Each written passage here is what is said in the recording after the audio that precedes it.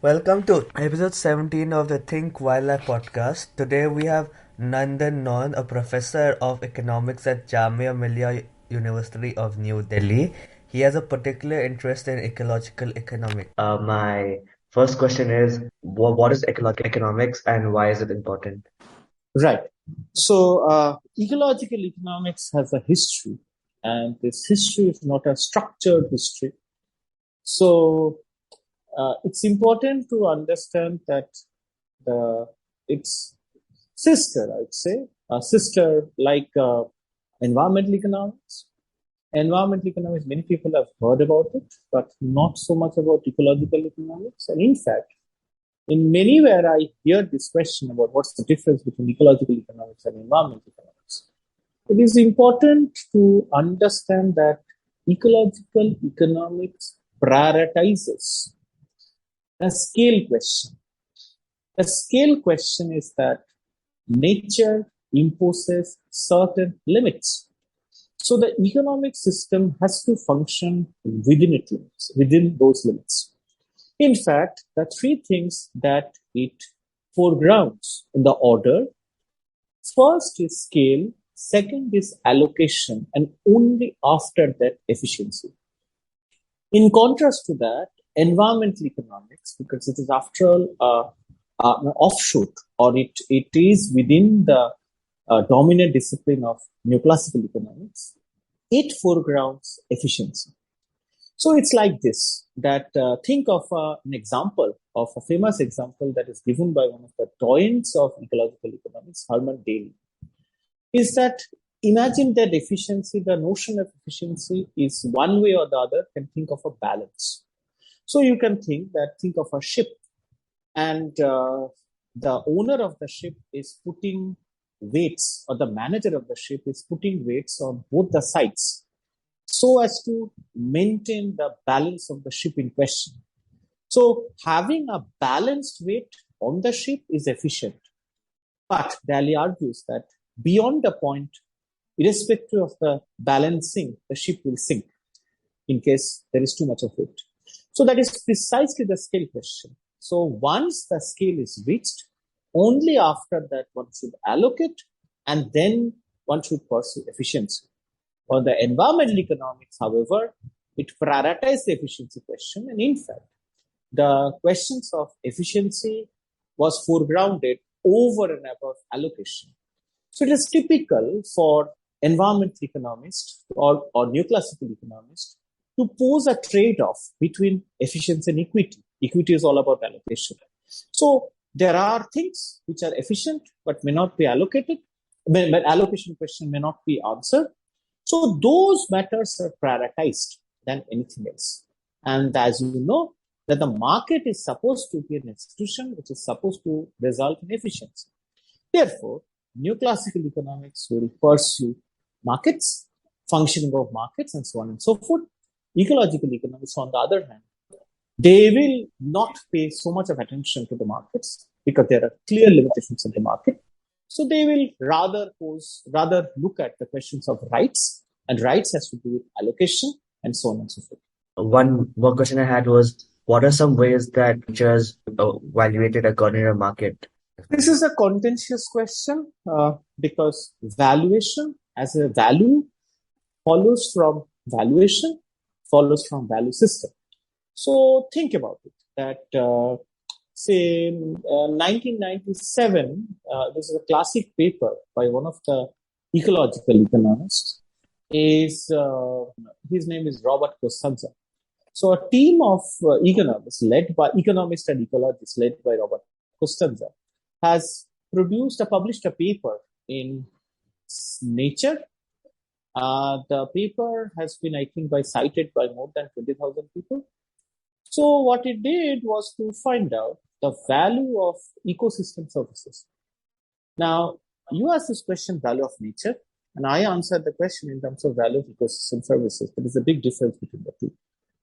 Ecosystem services, by its very nature, it is anthropocentric. It looks at also the instrumental values, and that too instrumental values which are valued by humans rather than anybody else. So only when humans, because you are using the lens of humans, so whatever humans value that is coming out of nature, that will be valued. So your value system limits itself only to such ecological services, or the services provided by ecosystem, we call it ecosystem functions, from which certain ecosystem services, but only if it provides certain value to the humans, not otherwise. Now, the Costa's paper was a problematic paper. 20 years later, they published another rejoinder to the paper that what went wrong and all that. But the fact of the matter remains that national accounting system, on the basis of which the value of an ecosystem or economic system is measured, the GDP, the rate of growth story, and growth mania, and so on and so forth, it does not cannot account for, by structure, cannot account for anything which doesn't follow the double entry bookkeeping system. Which means what? Provided that the part of the nature that you want to value must be owned by somebody. So if it is not owned, which means that even if you assign a value, it cannot be received by somebody. So therefore, the simple answer to your question is that value of nature can be considered, be it monetary terms or otherwise, provided that the property rights are clearly defined. If it is not, it won't be. So in this realm, in the last few years, there has been a discussion or even developments in the area of what is called payment for ecosystem services. It's like this, that farmers in, say, UK found that orchards or apple orchard owners found that bees are missing. Without bees, pollination cannot happen, and therefore the apple business is going to suffer. So what they can do is that they can pay local beekeepers for producing bees. And in return, they will pay, say, 10 pounds. Beekeepers, because of this 10 euro or 10 pounds, they will be benefited simply because of the fact that otherwise nobody had been paying for the bees. Now you might ask this question, why the orchard owners is going to pay the beekeepers? Because orchard owners found out that having those bees is going to give them a profit of maybe 100 pounds. So it makes sense to give up 10 pounds in order to get 100 pounds. So 90 pounds will be an additional profit for the orchard owners. Why this has happened? Because bees have been killed or their population could not be reproduced precisely because of use of chemicals that Rachel Carson in Silent Spring spoke about it 50 years ago. So in short, there are possibilities through which value of different ecosystem services, in this particular case, bees pollination services, can be addressed by the market, but this has other problems. But this is something which I may not, at this moment, let it be that way, that there are ways in which ecosystem services or nature services can be valued by the market. Similar line from ecosystem services. So there's been a big focus on involving local communities in conservation and climate change mitigation. Why don't you talk about some ways where local communities can benefit both financially and in terms of other social factors from conservation projects, and why is it important to involve the local communities? It's a very important question, especially in the context of India. Now, one must understand that the property rights system, or you call it property regime, is different in India than in, say, OECD countries. In India, property rights are not clearly defined always, or there's a difference between de facto and de jure.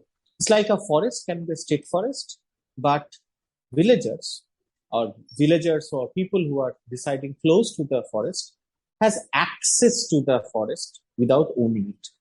So the ownership rights and the access rights and the use rights, may not be always in sync with each other in India. That is one of the reasons for which the success of the Clean Development Mechanism, or REDD plus, is different in India than in other countries. Now let me explain to you why I say this. There are many decades for which especially in the pre-independence as well as the post-independence era, when the Indian state thought that it would be possible to preserve nature, conserve nature, protect nature by guns and guards.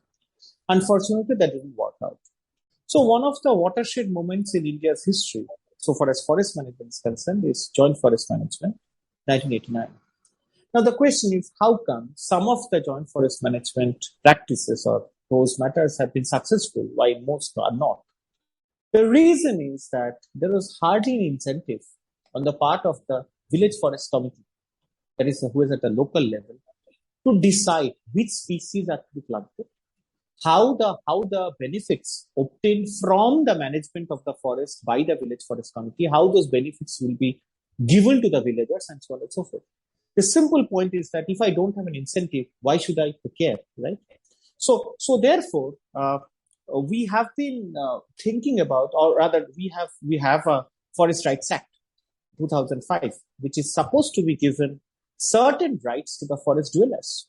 Now, unfortunately, if we look at it, 2005 and today is 2022, 15 years past, not more than 3 or 4 states have actually recorded those rights.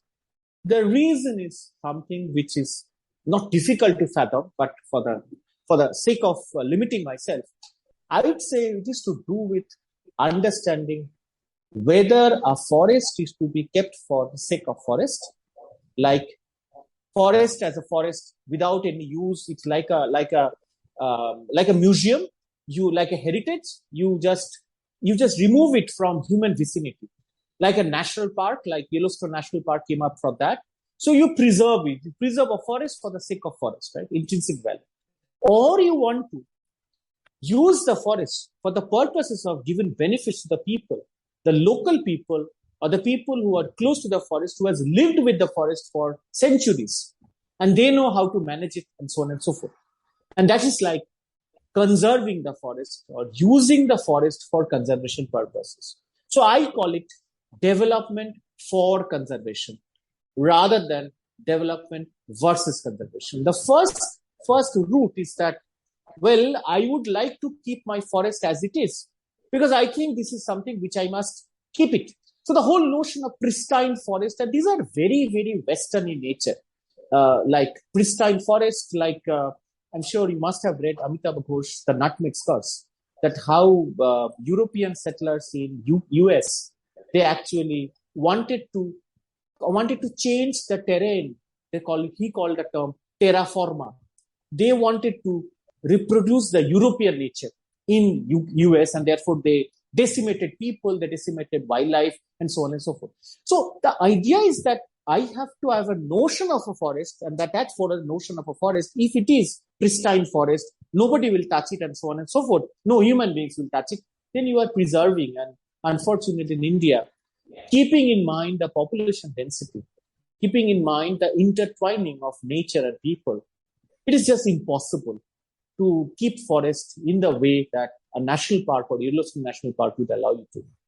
It is absolutely important to make people, the local population, being a party to any of these conservation measures.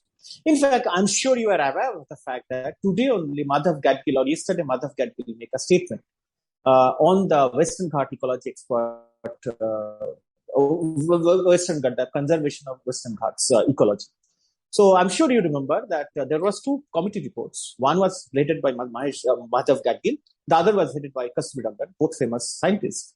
So Madhav Gadgil's report wanted or recommended a clear involvement of the local population. In fact, local population has been given a kind of a trump in deciding whether an area is to be conserved or preserved. On the other hand, the Kasturi Rangan committee's report was more top-down. So they projected that we will decide on the basis of what you call scientific evidence, on objective criteria, and so on and so forth. Unfortunately, none of the committee's recommendation has been proved or has been implemented on the ground because of stiff opposition. But the fact of the matter remains that in Indian political discourse on nature or environment, there are instances in which it has been recognized that people's participation is necessary for conservation of nature. How is ecological economics perceived in India? It's a good question, actually. So let me give you an anecdote. An anecdote is to do with Society for Ecological Economics. So there are professional society for ecological economics. So if you look at Europe, or even you look at US, you will find that there exists American or European Society for Ecological Economics, likewise US Society for Ecological Economics. Parallelly, you will find there exists American Association for Environment and Resource Economics, European Association for Environment and Resource Economics. In India, you will find only Indian Society for Ecological Economics. You won't find a parallel Environment and Resource Economics. So the point is that when at the beginning, when the INSEE started, I served as the secretary of INSEE, and I have more than just a secretaryship, so far as my association with INSEE is concerned. So I asked this question, that how come to the people who started INSEE, that how come in India we don't have environmental resource economics but only ecological economic society? So their answer is as follows, that it is better to remain, it's better to not to make this divide, in the sense that between a neoclassical economics, environmental economics, and heterodox economics based ecological economics, because that essentially dilutes, or rather that will make two societies, it's not going to work, and therefore we wanted to have an ecological economics within which environmental economics will be subsumed. But well, it's a different matter that as a result of it in India, not many people makes this difference or can understand the difference between environmental economics is not same as ecological economics. For the reasons I told you at the beginning, first question, that there are clear fundamental differences between the two. Now, so far as popularizing ecological economics concerned, well, I was at Terry School of Advanced Studies there earlier. Before me, Julian Francois Garber, who is at ISS Hague now, who started a course on ecological economics, which I continue teaching. You can look at Terry SAS website to find out what the course contains. At Ambedkar University, I offered one course on aspects of ecological economics in 2014. I am, in fact, in Ambedkar University, in School of Human Ecology, there is a course called Ecological and Environmental Economics, because these are not an economics program, and therefore, so ecological and environmental we taught together. Azim Premji University, there are faculty who are offered courses on ecological economics. I'm sure there are many other universities where ecological economics even been offered, but not by the name ecological economics. Now, I must tell you that the Indian Society for Ecological Economics, about 5 years ago, started a journal, which is an open access journal. It's called Ecology Economic Society, the INSEE journal. It is now a Scopus index. There is no author processing charges. It is peer reviewed, because without peer review, you cannot get Scopus registration. So we have created this space, especially for young researchers who are working in that interface of ecology, economic, society. That's what ecological economics is all about. So ecological economics looked at the entire systems, ecological systems, economic systems, social system as the following way, as three concentric circles. The smallest circle is the economic system. The circle which is beyond that economic system, it's called social systems. So economic system is within the social system, and the social system is within the ecological system. Now, how they look at it is that economic systems needs resources from the ecological system. Obviously, inputs it needs, say, firewood to sand, whatever you call it, it needs. So, who in the economic system is going to get what from the ecological system is decided by the social system. By the social is actually social plus political. So these concentric circles captures how the ecological system looks at that connection between economic system, social system, and ecological system. On the other hand, the environmental economics do not look at this way. They look at three separate circles and these circles interact with each other. But I don't want to talk about that, because it is better to talk about the ecological economics rather than anything else. I think the journal has been able to give a lot of space to the young researchers who otherwise may not be able to get a chance in international journals of ecological economics. I must also tell you that it will take a long time maybe for matters like subjects like ecological economics to be mainstream. Unfortunately, in India, even environmental economics is not taught even to this day in many economics departments. Fortunately, I taught at ERISAS where environmental economics, natural resource economics, and the course that I used to teach called environment and economic development, they were core courses precisely because of the nature of the institutions, that is TD School of Advanced Studies. At my university at this moment, Jamia Millia Islamia Economics Department, there is a compulsory course on environmental economics taught to the students of the second semester. I'm pretty happy that my department also has a core subject of environmental economics. I'm sure soon I will be able to offer a new course on ecological economics as well as environmental economic development. That's great. So moving on to a similar topic is the project started by Biodiversity Collaborative, which aims to take stock of public expenditure on nature conservation. Maybe we can talk about how the project started, what are the goals, why is it necessary? So it came as a more of a chance conversation that I had with a famous economist. So I was expressing my concerns about a fall in the flow of ecosystem services because economic system depends on such flows. Like it could be timber, it could be sand, and so on and so forth. So what he said is that why should I be bothered? Because after all, government of India is spending so much of money on afforestation, on restoration, and so on and so forth. Yes, I reflected on it and thought that yes, I have heard this from many, many places. And in fact, newspaper reports often comes out with 14,000 crores given to Namani Gange or Narmada something, cleaning up Narmada. In fact, I stay in Delhi. So I know how much money has been spent. Thousands and thousands of crores have been spent on cleaning up Yamuna and simply on the forest. So I thought that why don't I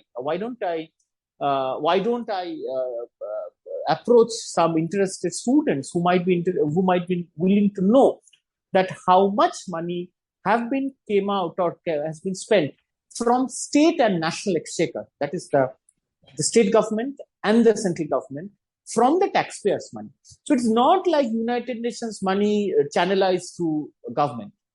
I am more bothered about if taxpayers' money have been used for afforestation, for restoration, for cleaning up, for reconstruction, and so on and so forth. Taxpayers has the right to know where the money has gone. So taxpayers should ask this question, where is my forest? So our approach has been, rather than looking at the allocation of money, the approach has been to look at the expenditure from the annual financial statement and using audited statement and also the budget documents to find out that how much money has been spent by the state and the central government, spent, not allocated, I repeat, that has been audited also. So what we have done is to find out, so about 27 students, interns have been engaged in this process, and we have selected them by one of the criteria for selection has been knowledge of the state languages. So somebody knowing Konkani, somebody knowing Hindi, somebody knowing Punjabi, somebody knowing Malayalam, and so on and so forth. So we wanted to have interns having knowledge of those Indian languages, precisely because at times the budget documents, especially state government documents, contain information in the Indian languages, just not English. English may not be there. So we are almost complete. So in a next 10 days time, we will be able to collect this information, and our objective is to list out the schemes which is supposed to be contributing towards improving nature or stopping the degradation of nature and so on and so forth, to find out how much money has been spent over the last 20 years. And then what we are going to do is that we will state-wise, we will look at 2000 some biodiversity indicators and 2020 some biodiversity indicators, and with visual maps, so that which is searchable maps, we will be able to showcase simply just state by state this information. This was the biodiversity in 2000. This was the biodiversity in 2020. In between, this much of money has been spent. You find out yourself that whether it makes sense or not. So we expect that some public or some momentum will be generated within the public, and they might be, I would be very happy to see if even younger students, school students, ask the government, where is my forest? Where is my clean? Rather than having schools or health or medical hospitals, we spend the money towards afforestation. But where is my forest? That is the idea. So we hope to see that so this matter gains some momentum in the public discourse, and that is our aim, to kind of move from the bottom to ask this question, because I have a feeling that there is no dearth of money so far as nature conservation is concerned. Huge amount of money is being spent, huge, but the result is that we are not being able to see the results. So there must be some problem somewhere. It is important to find out. Rather than asking for more money, it is better to utilize the money already allocated. I think that I'll stop there. Yeah. That's a very good point, and that was my last question. Thank you, sir, for your Okay.